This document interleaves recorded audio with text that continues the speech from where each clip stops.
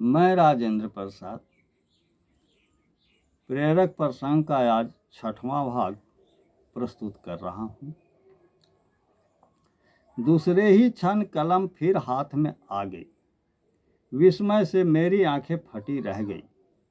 पूछने पर कलम ने जवाब दिया, मुझे रूठने की पुरानी आदत है। सही आनंद तो रूठने में ही आती है।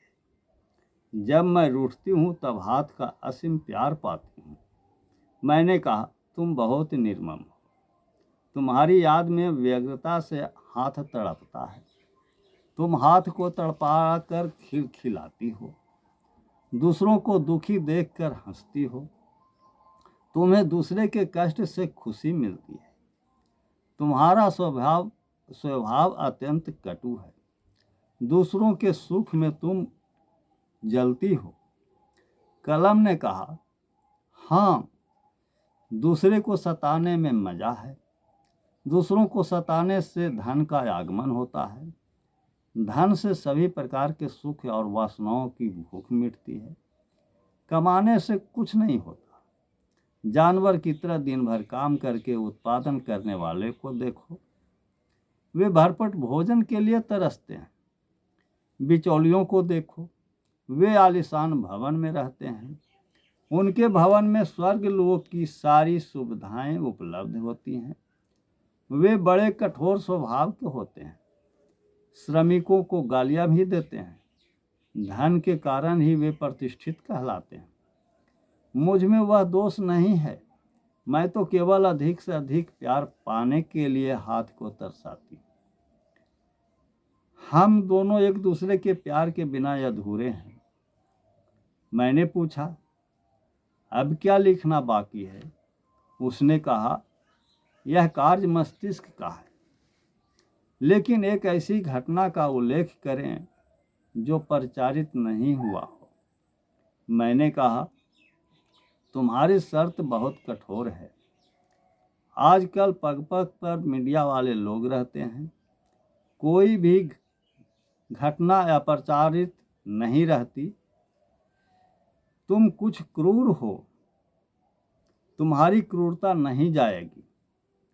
पहले हाथ के साथ क्रूरता का प्रदर्शन कर चुकी हो, अब मस्तिष्क के साथ भी क्रूरता का प्रदर्शन कर रही हो। मैंने मस्तिष्क को कुरेदना शुरू किया। उसने झल्ला कर एक घटना का स्मरण दिलाया। घटना निम्न प्रकार है। मार्च 2011 की बात है। तिथि याद नहीं। शाम करीब 7 बजे हिलसा आने के लिए डियामा स्टेशन पर टहल रहा था।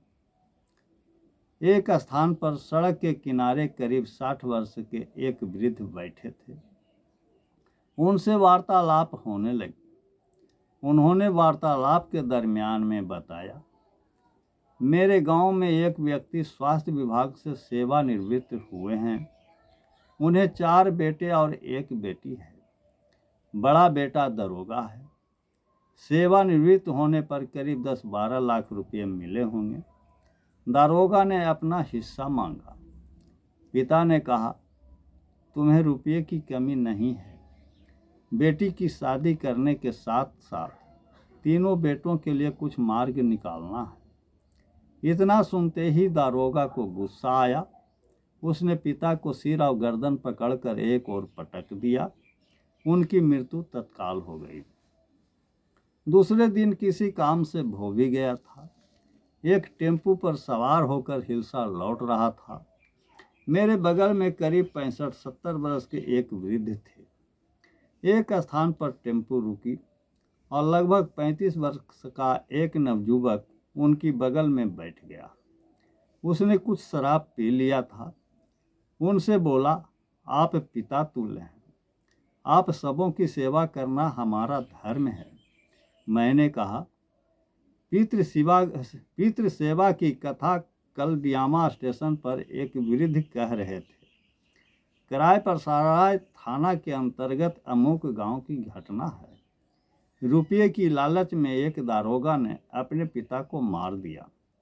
इतना सुनकर बगल में बैठे वृद्ध व्यक्ति ने कहा, यह बात बिल्कुल सही है। वह मेरा नज़दीकी रिश्तेदार है। मैं उस परिवार का एक एक सदस्य का नाम बता सकता हूँ। मैंने कहा, मुझे नाम की ज़रूरत नहीं है। अब प्रश्न उठता है, क्या वह दारोगा अपने पद को प्रतिष्ठित कर सकेगा? क्या उसमें आत्मीयता के गुण हैं? क्या वह दारोगा बनने के काबिल है या बने रहने के काबिल है? इसके अतिरिक्त और भी प्रश्न हो सकते हैं। सभी प्रश्नों के उत्तर पाठकगण ही देंगे। मेरे विचार से वैसे लोगों को गधे की संज्ञा से आभूषित करना गलत नहीं है। विस्तृत धरातल पर प्रतिदिन इस प्रकार की अनेक घटनाएं घटती रहती हैं।